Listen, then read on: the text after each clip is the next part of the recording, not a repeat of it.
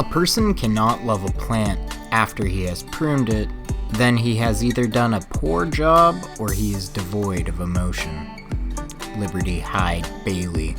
8 weeks into the year and we're finally getting our hands dirty in the garden.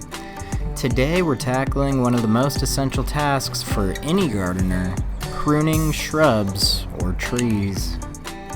At its core, pruning is controlled wounding.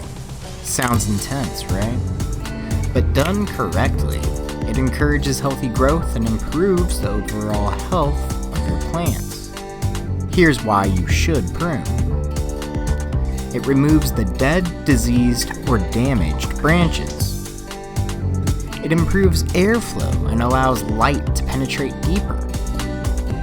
Increases yields for fruit and flowering plants.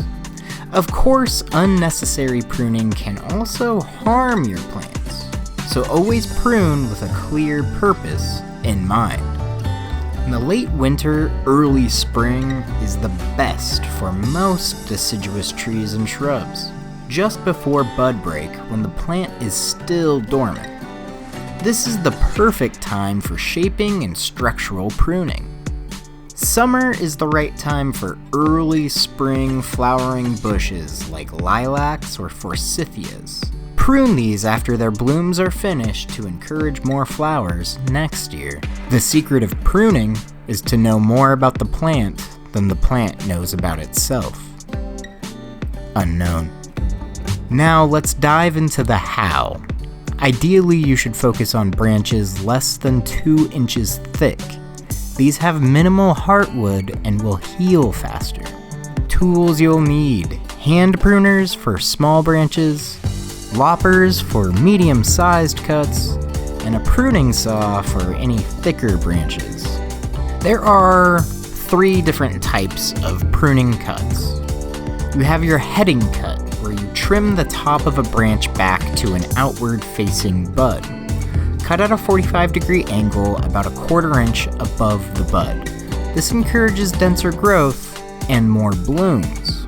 Then you have the thinning cut. This will remove an entire branch from the base. Cut just outside the branch collar without damaging it. This improves airflow and lets in more light. Last is the reduction cut, and this shortens the plant by cutting back to a lateral branch that's at least 1/3 the size of the main trunk. This controls the size and slows growth. Great for training young trees or shrubs. And there you have it, the why, when, and how of pruning, just in time for spring. Grab those pruners, get outside, and show your plants some love. Let's grow!